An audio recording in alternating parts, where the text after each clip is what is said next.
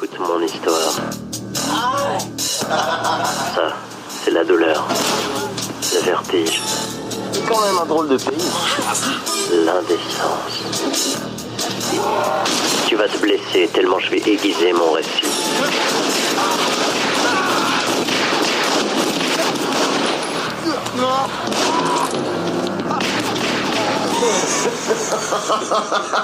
C'est l'histoire d'Erwan. Un extrait de Erwan, film indépendant de Marc Descoster, qui date déjà un peu, je vous l'accorde. Mais si on ressort ce matin dans ce Brésil Erwan, c'est parce que le cinéaste nyonnais qui a réalisé ce film s'est attelé à un nouveau projet. Son futur 4e long métrage a pour titre Vasectomia et traitera du fanatisme religieux pouvant conduire à une folie meurtrière, ou comment la violence va s'imposer comme une réponse évidente à l'ultraviolence via un type charismatique qui depuis trop longtemps a déjà vrillé dans sa tête. Je n'en dis pas plus, plutôt laisser Marc Descoster vous présenter son Vasectomia, film long métrage encore à l'état de projet et pour lequel il a lancé un crowdfunding via Indiegogo. C'est le passage obligé quand on est un cinéaste indépendant et qu'on a des envies de films plein la tête, des films différents de ce que les organes officiels de ce pays se plaisent à soutenir financièrement. Séquence rencontre et discussion à la fraîche donc avec Marc Descoster ce matin. C'était mercredi à Nyon. Brésil. Interview. Sur Couleur 3. Bonjour Marc. Bonjour. On se retrouve ici à Nyon, endroit assez charmant, en plein air, au soleil. La Roulotte, ça s'appelle. La Roulotte. C'est ton QG, non? C'est un de mes QG, ouais. Endroit sympa, je trouve, pour parler justement de ton prochain projet. 4e long métrage, il y a eu déjà 2 Erwan, il y a eu Retourne-toi. J'ai vu qu'il y avait un projet en stand-by qui s'appelle Jour 1. Ouais, pourquoi c'est en stand-by ça? Alors Jour 1 est en stand-by parce qu'il coûte cher. Et que, disons, vu la thématique du film, qui est globalement une invasion extraterrestre, mais traitée de façon sérieuse entre Nyon et Lucerne, on n'est pas aidé. Voilà. Mais je dis en stand-by parce que ça pourrait se transformer et devenir autre chose.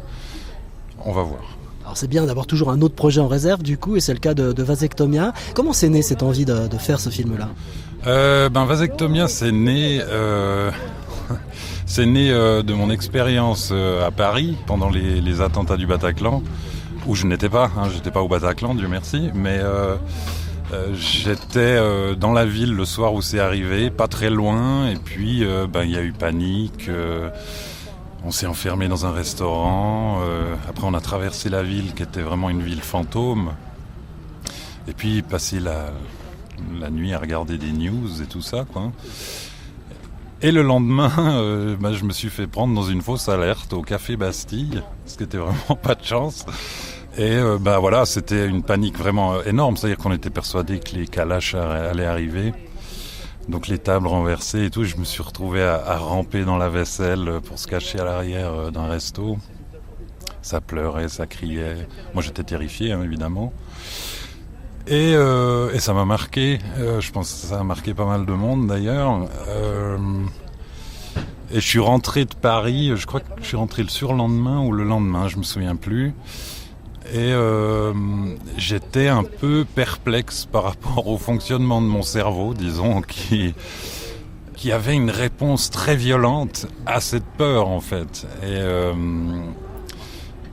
j'étais un peu troublé, c'est-à-dire que j'avais vraiment des envies de revanche en fait, sans parler évidemment du fait surtout de ce que tous ces pauvres gens ont vécu au Bataclan, entre autres. Et j'étais un peu étonné, si tu veux, que j'ai cette envie de revanche, et même, je vais pas développer plus, mais disons vraiment de sale revanche, quoi. Je me suis retrouvé avec des idées qu'on pourrait qualifier de bien de droite, quoi. Ce qui me ressemble pas spécialement. Et heureusement, j'avais encore un peu de recul sur ce qui se passait dans ma tête, donc je me suis dit, ah oui, c'est quand même incroyable, en fait, ce que la peur peut engendrer, et la réaction du cerveau, quoi, en réponse à ça.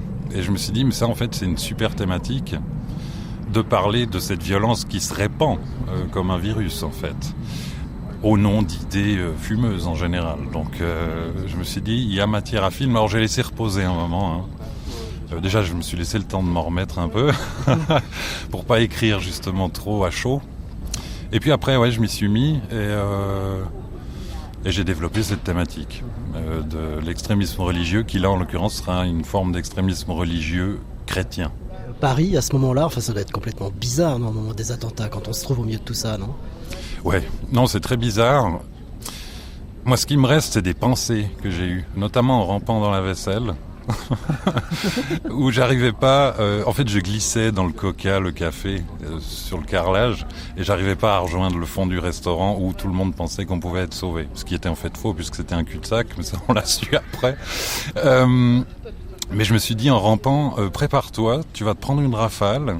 Si t'es pas mort, continue de ramper. Et je me suis dit ça, donc c'est une pensée très réaliste, très froide. C'est ce genre de chose qui est bizarre. Et puis l'ambiance de la ville en général, qui est vraiment... c'est le bal des sirènes, et puis... c'est une ville fantôme, vraiment, pendant quelques heures, quoi. Le lendemain aussi, d'ailleurs, c'était quand même...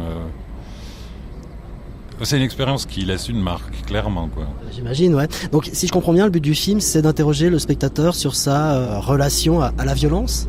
Oui, sa relation à la violence, et à quelle violence on peut tolérer ou pas. C'est-à-dire qu'il y a des discours que j'entends, même en lisant le scénario. Certains comédiens m'ont dit mais est-ce que c'est de la violence justifiée ?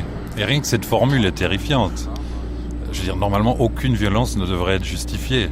Mais c'est devenu normal, il y a une violence justifiée et une violence pas justifiée. Et c'est tout ça, en fait, que va aborder le film, dans le sens où vraiment le spectateur va devoir se situer face à des situations qui sont parfois cocasses, parfois c'est un humour extrêmement noir, ou parfois c'est carrément tragique. L'idée, c'est vraiment que les gens doivent se situer. Et comme je disais, c'est vrai que pour moi, l'idée, c'est de poser des bonnes questions, sans forcément donner les bonnes réponses. Parce qu'on a tous nos réponses, donc partant de là. Et par rapport à la religion, il s'agit de critiquer ou pas, ou critiquer plutôt le fanatisme, les dérapages ? Oui, non, alors ça critique pas ouvertement la religion, bien que j'ai tendance à me méfier beaucoup de la spiritualité dès qu'il y a hiérarchisation humaine, souvent ça pue. Mais je ne veux pas faire de généralité. Donc clairement le film s'attaque au dérapage de l'extrémisme religieux et pas, il s'attaque pas à la religion en tant que telle.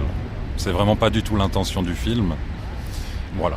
Vous le savez, dans le Brésil de Couleur 3, on aime soutenir le cinéma indépendant suisse, raison pour laquelle ce matin, on fait de la place à Marc Decoster et à son projet de film Vasectomia, une idée qui a germé au lendemain des attentats de Paris, alors que lui-même, en 2015, à ce moment-là, il nous le confiait plus haut, il était dans la capitale pendant qu'au Bataclan et sur d'autres terrasses, ça charclait. Évidemment, dans Vasectomia, il ne sera pas question de reconstituer ces attentats, il n'y a pas la thune pour ça, et puis c'est pas le but non plus du film. D'ailleurs, Marc Decoster nous expose ici le pitch de Vasectomia.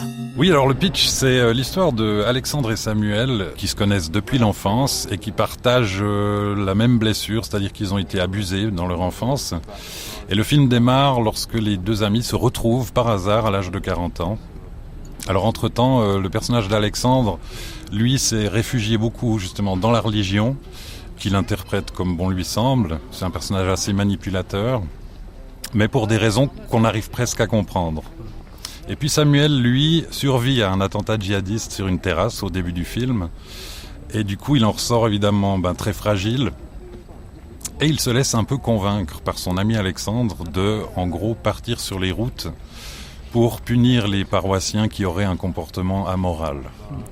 Et ça va être évidemment le début de ce qu'on pourrait appeler une espèce de descente aux enfers. C'est-à-dire que le film sera violent, mais évidemment ne prône pas du tout la violence. Ça veut dire qu'on va l'esquiver ? On va l'esquiver. L'idée, c'est vraiment de l'esquiver au maximum. Parce que déjà, les dialogues se suffisent pas mal à eux-mêmes. Ils sont déjà assez secs. Donc, l'idée, c'est pas du tout de faire un film de boucherie. Pas du tout, du tout. Parfois, elle sera un peu plus frontale quand j'estime que c'est nécessaire. Ouais. Ça fait penser presque à des films comme Tueur né, non ? Oui, exactement. Ouais. Il y a quelque chose de ce genre-là.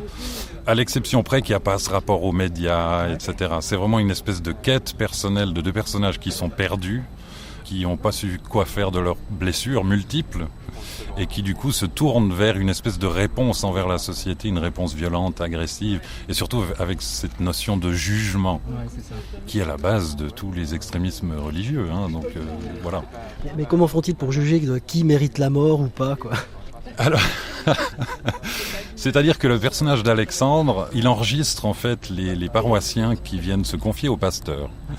Il enregistre leur confession et lui, il tient un petit carnet où il note proprement tout ça dans un petit tableau et il met une appréciation personnelle sur la moralité de la personne ou non. Et donc c'est lui, le cerveau malade, qui va emmener les autres là-dedans. Il se prend pour Dieu quelque part, non ? Oui, il y a un peu de ça, ouais, carrément. Il y a des personnages féminins, j'ai vu aussi. Oui.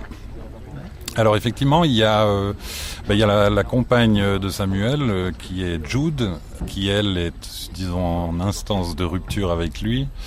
Et puis il y a le personnage de Sarah qui est très important, qui va en fait un peu suivre le duo dans leur délire, et qui est vraiment le personnage qui est là pour tempérer. C'est-à-dire qu'elle suit un peu le mouvement, clairement parce qu'elle est un peu subjuguée par le charisme d'Alexandre, et par ses longs discours, etc., et qu'elle a un peu une vie solitaire, et du coup elle se réfugie là-dedans, mais elle reste un peu la morale de ces deux personnages. Juste d'un mot d'explication peut-être sur le titre, Vasectomia, enfin on pense à vasectomie, mais... Oui, alors le titre, effectivement, en fait c'est basé sur un des monologues du personnage Alexandre, qui fait en fait un grand monologue qui, bon là il faudrait que je le lise ici, mais...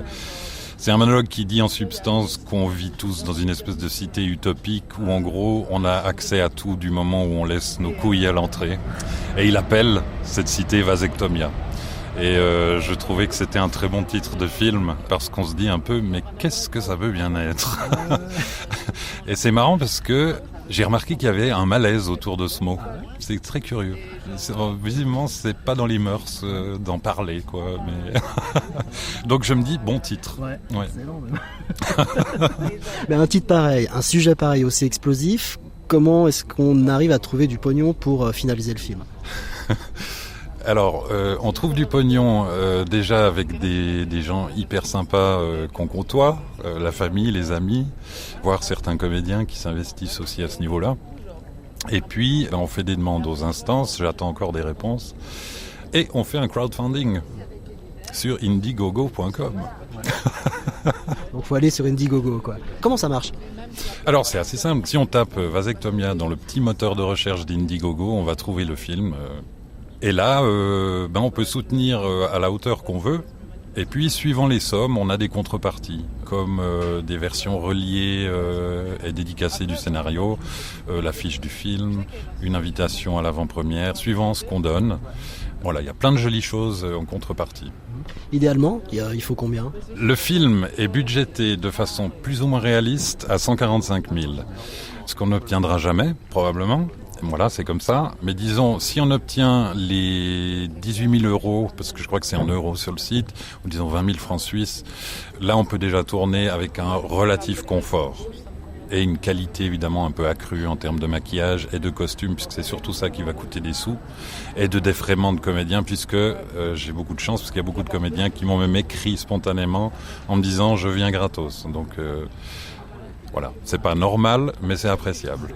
T'as essayé quand même de taper à des maisons de production autres que Wake Up ou... Alors je dois avouer que non, parce que je sais pas si j'ai tort ou raison, mais à l'époque j'avais déjà développé un film sur une thématique un peu similaire, en gros, qui s'en prenait un peu à une certaine forme d'église.